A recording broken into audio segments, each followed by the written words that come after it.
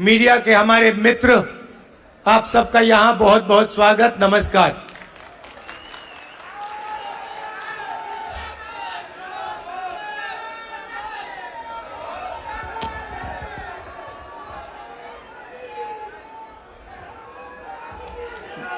अब मैं 2004 से राजनीति कर रहा हूं और 21 साल हो गए। और जब मैं पीछे देखता हूं और एक प्रकार से अपनी सेल्फ एनालिसिस करता हूं,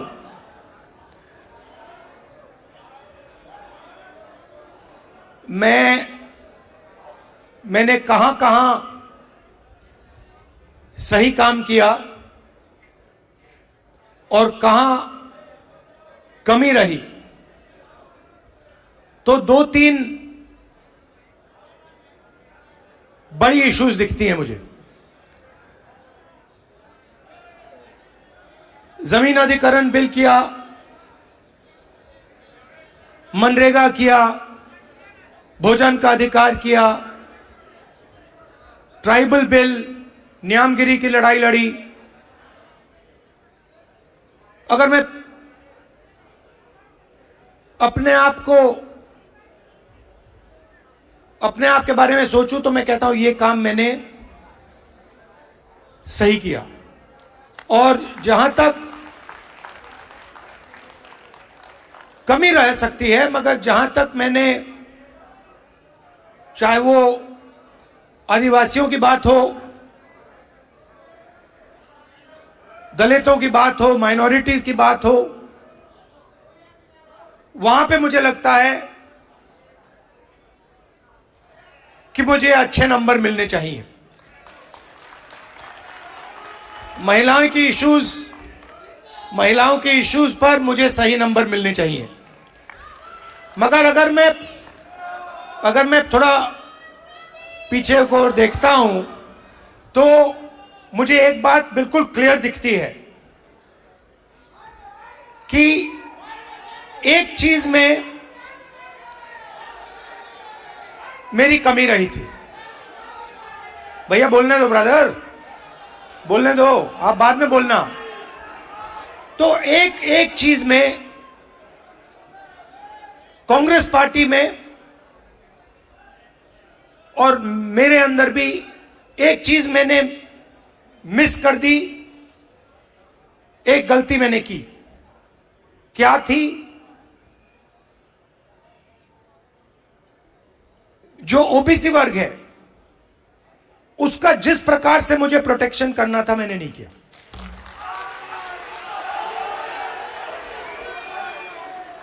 क्योंकि और इसका कारण था, आपकी जो इश्यूज थी उस समय मुझे गहराई से नहीं समझ आई। मैं स्टेज से कह देता हूं कि 10 साल पहले, 15 साल पहले जो दलितों के सामने कठिनाइयां थी वो मुझे अच्छी तरह समझ आ गई।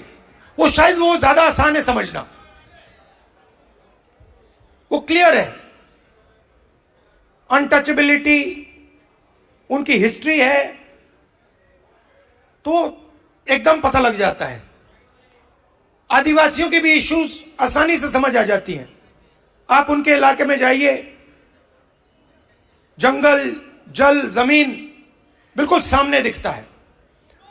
मगर ओबीसी की जो इश्यूज हैं, जो मुश्किलें हैं, वो छुपी रहती हैं, आसानी से नहीं दिखती हैं। मेरी रिग्रेट क्या है कि अगर मुझे आपकी हिस्ट्री के बारे में, आपकी इश्यूज के बारे में थोड़ा सा भी ज्यादा मालूम होता, मैं तभी जाति जनगणना करा देता। वो निकल गया। और मैं स्टेज से कह रहा हूं वो गलती है मेरी, और कांग्रेस पार्टी की गलती नहीं है, मेरी गलती है, और इस गलती को मैं ठीक करने जा रहा हूं। और एक प्रकार से अच्छा हुआ। मैं सोच रहा था कि ठीक है भाई, गलती हो गई, तो अच्छा क्या है मैं आपको बताऊं कि अगर उस समय जाति जनगणना करवा दिया होता तो जैसा मैं अब जाति जनगणना कराऊंगा वैसा नहीं होता। क्योंकि जो हमने तेलंगाना में किया है, आपको वो पॉलिटिकल अर्थक्वेक है, वो हिंदुस्तान की राजनीतिक जमीन को उसने हिला दिया है। अभी आपको उसका जो आफ्टर शॉक है वो अभी आपको लगा नहीं है, मगर वो काम हो गया है। जैसे सुनामी आई थी ना, मगर जो सुनामी, जिस अर्थक्वेक ने सुनामी बनाई, वो तो आपने देखा भी नहीं, वो समुद्र के नीचे था, है ना। मैंने थोड़ा स्टडी किया, पता लगा कि जब सुनामी आई थी 1000 किलोमीटर लंबी, मतलब क्रैक जमीन में आया था, किसी ने नहीं देखा। उसके बाद में 2-3 घंटे बाद उसका असर दिखा। वही हुआ है तेलंगाना में। मैं आपको बता रहा हूं, 21वीं सदी डेटा की सदी है। मोदी जी कहते हैं data data data, DDD, 4D, 5D, 3D, ऐसे बोलते रहते हैं, सुना ना आपने। 50-60 साल पहले अगर आप पूछते पावर कहां से आती है, लोग आपको कहते पावर तेल से आती है, ब्लैक गोल्ड कहते थे उसको। जिस देश के पास तेल है उसके पास पावर है, वो पूरी दुनिया को कंट्रोल कर सकता है। अगर वही सवाल आज आप पूछें तो ब्लैक गोल्ड नहीं है, आज का तेल डेटा है। और डेटा कंपनियों के पास होता है। आप रिलायंस के पास जाइए, अमेज़न के पास जाइए, वो आपको डेटा दिखा देंगे।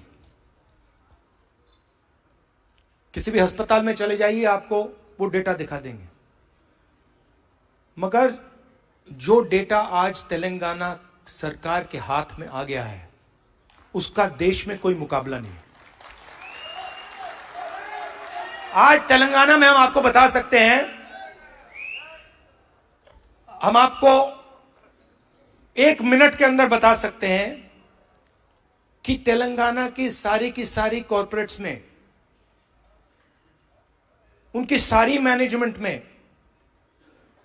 कितने ओबीसी हैं, कितने दलित हैं, कितने आदिवासी हैं।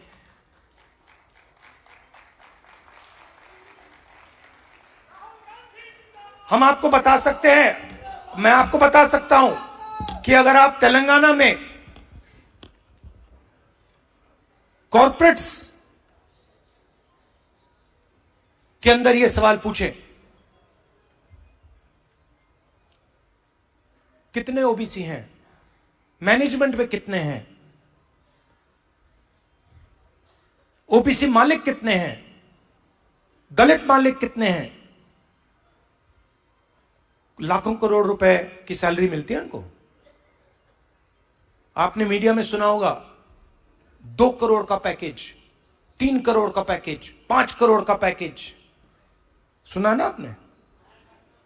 यह आप सवाल पूछ सकते हैं, तेलंगाना में ओबीसी को कितने पैकेज मिले? 0। एक भी पैकेज ओबीसी को नहीं मिल रहा, एक भी पैकेज दलित को नहीं मिल रहा, एक भी पैकेज आदिवासी को नहीं मिल रहा है। और आप मनरेगा की लिस्ट निकालिए, पूरी लाइन ओबीसी, दलित, आदिवासियों से भरी हुई है। ये जो गिग वर्कर्स कहलाते हैं, डोमेस्टिक स्टाफ, गिग वर्कर्स, इनकी लिस्ट निकालिए। तेलंगाना में ब्लैक एंड व्हाइट है। इस देश में मजदूरी ओबीसी, दलित, आदिवासी करते हैं।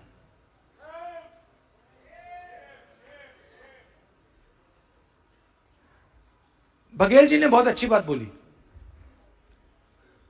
उत्पादक शक्ति। मतलब देश को चलाता कौन है? देश को, उसकी, किसी भी देश को उसकी उत्पादक शक्ति चलाती है। और देश में मेन सवाल यह उठता है कि अगर उत्पादक शक्ति देश को कुछ दे रही है, भोजन देती है, औजार देती है, ये इमारतें देती हैं, तो उस शक्ति को अपने खून पसीने के लिए देश क्या देता है? मतलब आप लोग देश को बनाते हो, इमारतें आप बनाते हो, सड़कें आप बनाते हो, स्कूल आप बनाते हो, कॉलेज आप बनाते हो, अस्पताल आप बनाते हो, टेंपल भी आप बनाते हो। मेरे लिए सबसे जरूरी सवाल है, अगर आप लोग देश को बनाते हो तो इस काम के लिए देश आपको क्या देता है? आपको क्या दे रहा है आज हिंदुस्तान? प्राइवेट स्कूल, जहां पे आपको लाखों रुपए देने पड़ते हैं। प्राइवेट स्कूल किसके? आपके नहीं, ओबीसी के नहीं, दलित के नहीं, आदिवासी के नहीं। आरक्षण लूटा नहीं, आरक्षण दिया नहीं जाता है।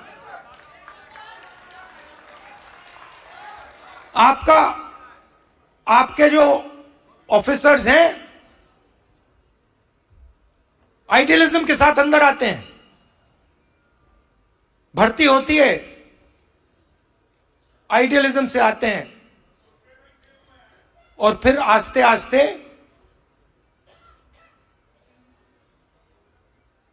कट दिया जाते हैं। ACR, annual confidential report, OBC, Dalit, Adivasi अफसरों को हत्या करने का तरीका। रिजर्वेशन आपको दी गई है, मगर फाइनेंशियल मिनिस्ट्रीज को देखिए, डिफेंस मिनिस्ट्री, फाइनेंस मिनिस्ट्री, बड़ी बड़ी मिनिस्ट्रीज को देखिए,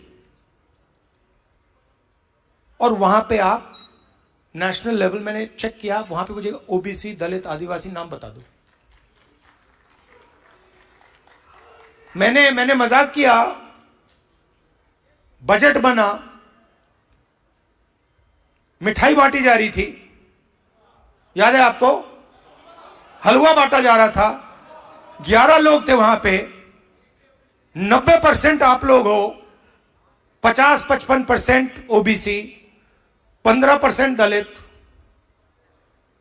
9% आदिवासी, कोई नहीं वहां पे। हलवा बट रहा है, वो खा भी रहे हैं। आप प्रोडक्टिव फोर्स देश की, वो हलवा में जो चीनी गई वो आपने बनाई,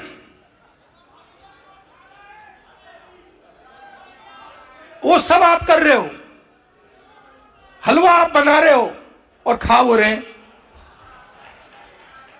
तो अब मैं ये नहीं कह रहा हूं कि उनको हलवा नहीं खाना चाहिए, उनको भी खाना चाहिए, मगर भैया आपको भी थोड़ा मिलना चाहिए ना।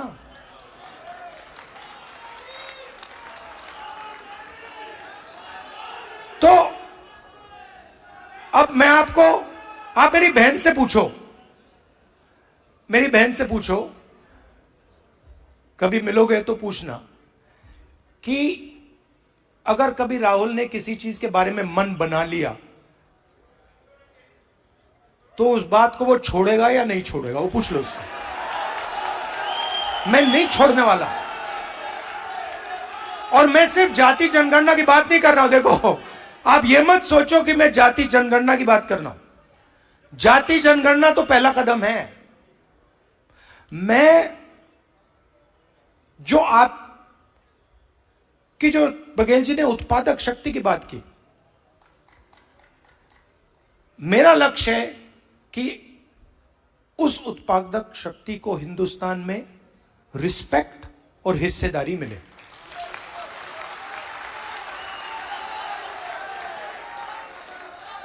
तो आपको लगना चाहिए, हिंदुस्तान के किसान को लगना चाहिए। आज आप हिंदुस्तान के किसान से पूछो, आपके बेटे के लिए क्या सपना है, आप क्या सोचते हो, आपका बेटा क्या करेगा? वो आपको कहेगा मजदूरी करेगा। और मैं चाहता हूं कि वो किसान कहे, नहीं, मेरा बेटा इस देश का सबसे बड़ा बिजनेसमैन बन सकता है, जो भी वो करना चाहता है वो कर सकता है। अब एक प्रॉब्लम है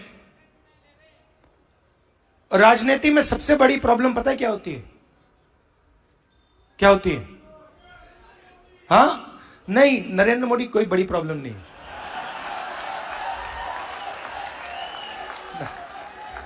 वो नहीं,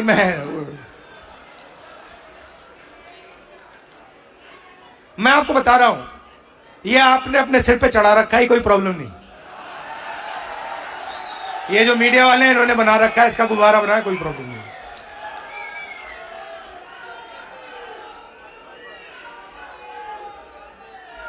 अब पहले तो मैं मिला नहीं था, अब 2-3 बार मैं मिल भी लिया हूं, बात समझ गया हूं मैं, कुछ नहीं उसमें।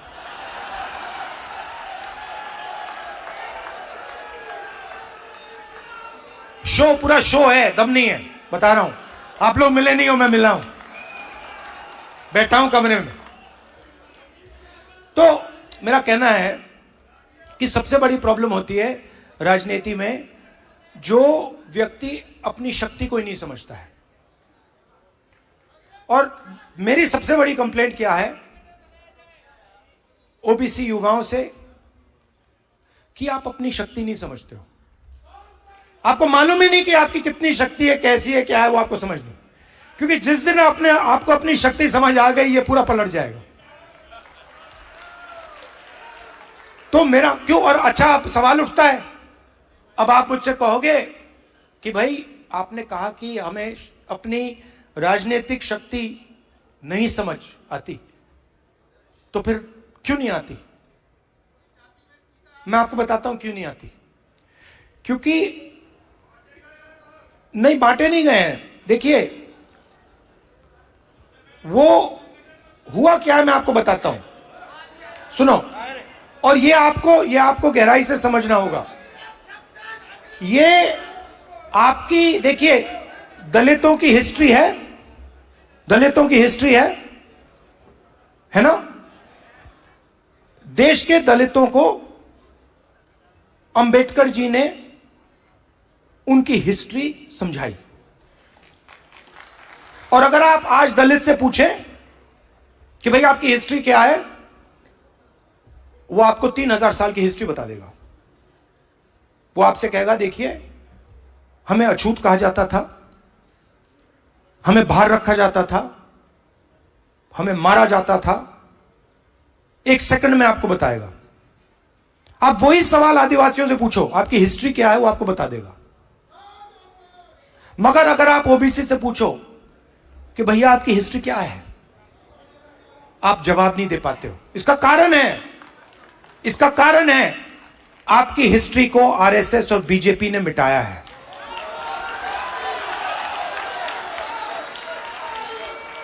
आपकी हिस्ट्री को, जो देश के उत्पादक शक्ति की हिस्ट्री है, उसको आरएसएस और बीजेपी ने मिलकर मिटाने का काम किया है।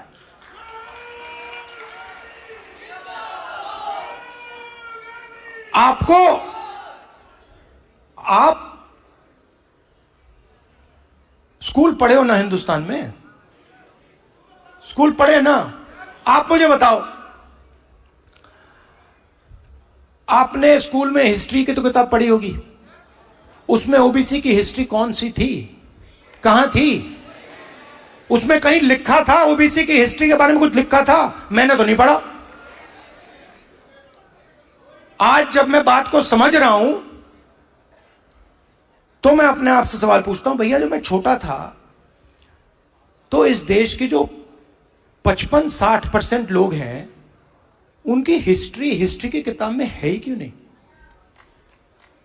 यह जानबूझ के मिटाया गया है, क्योंकि जिस दिन आप अपनी हिस्ट्री समझ जाओगे उस दिन आप समझ जाओगे कि आरएसएस आपका सबसे बड़ा दुश्मन है।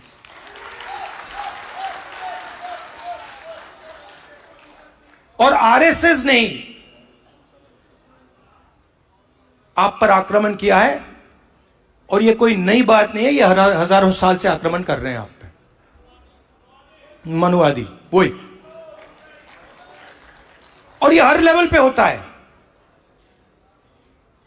हर लेवल पे होता है। ये एजुकेशन में होता है,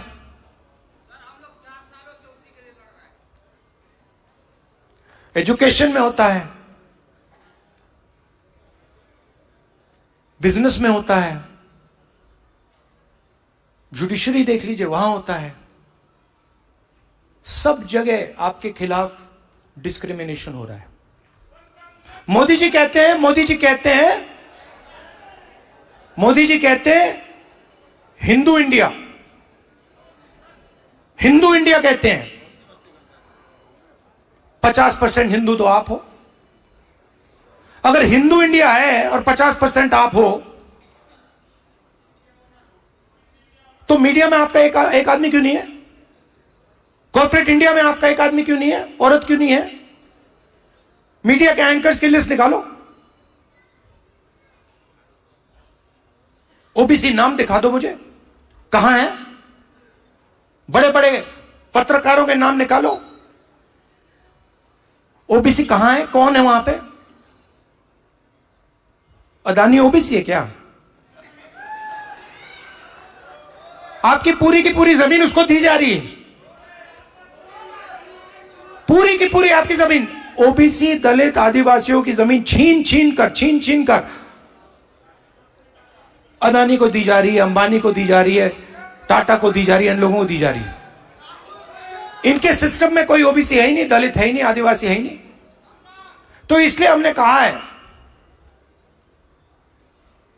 सबसे पहले जहां भी हमारी सरकार होगी वहां जाति जनगणना होगा, एक्सरे होगा, एमआरआई होगा। हमें पता लगाना है ओबीसी कितने हैं, कहां हैं, क्या करते हैं, कितनी भागीदारी है, कितना पैसा है, यह हम सब जानना चाहते हैं। दूसरी बात,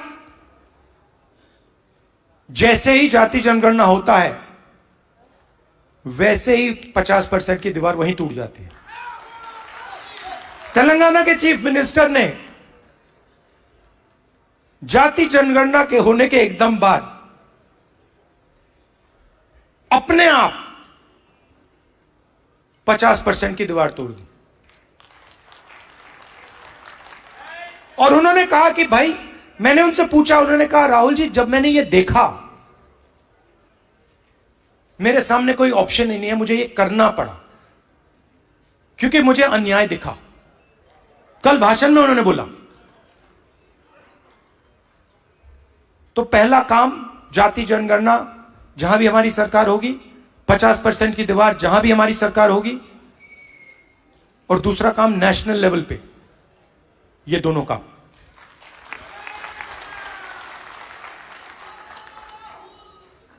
प्राइवेट एजुकेशन में तेलंगाना में बड़ी इंटरेस्टिंग बात आई। तेलंगाना में यह पता लगा कि अगर किसी व्यक्ति के पास शिक्षा है तो वो तेजी से आगे बढ़ता है। Education is critical to progress.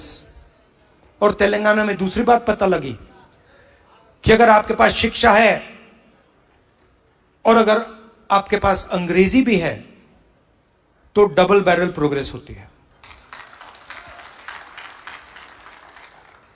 BJP के नेता कहते हैं अंग्रेजी को हम हिंदुस्तान से मिटा देंगे। नहीं नहीं, मगर आप उनसे एक बात पूछिए, आप अंग्रेजी मिटाना चाहते हो मगर आपके बच्चे कहां पढ़ते हैं? आपके बच्चे क्या हिंदी मीडियम में पढ़ते हैं या इंग्लिश मीडियम में पढ़ते हैं? आपके बच्चे क्या लंदन में पढ़ते हैं, अमेरिका में पढ़ते हैं, वहां क्या हिंदी में पढ़ते हैं वो? नहीं।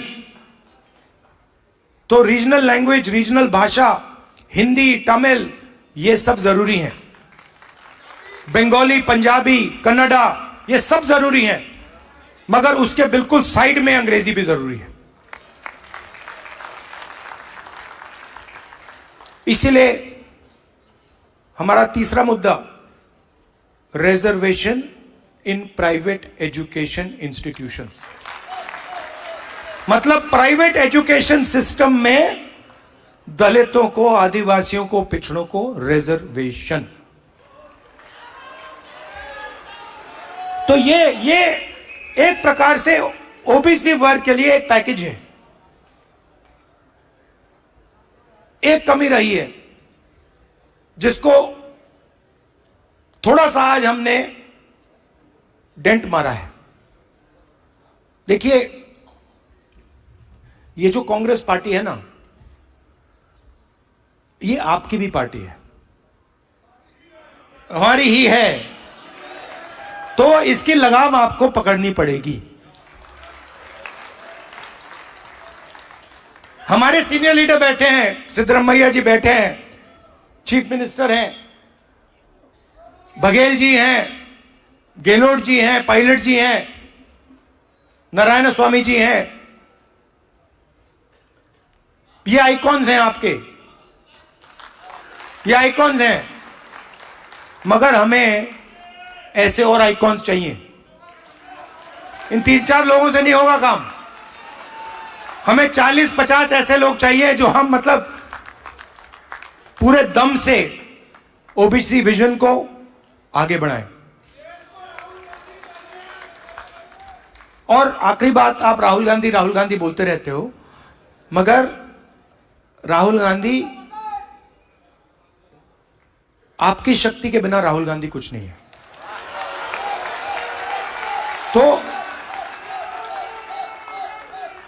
तो मेरा काम आपकी शक्ति को अलाइन करने का है। और देश के मैं ओबीसी वर्ग से, युवाओं से कहना चाहता हूं, जो मैंने शुरुआत में कहा, मैं अपनी साइड से कह सकता हूं, कांग्रेस पार्टी के साइड से नहीं कह सकता हूं। मैं अपने साइड से कहना चाहता हूं कि जिस प्रकार से मैंने ओबीसी वर्ग के लिए काम करना चाहिए था, पहले मैंने नहीं किया, अब मैं डबल स्पीड से वो काम करने जा रहा हूं। आप सबका बहुत अब मैं 2004 से राजनीति कर रहा हूं और 21 साल हो गए। और जब मैं पीछे देखता हूं और एक प्रकार से अपनी सेल्फ एनालिसिस करता हूं,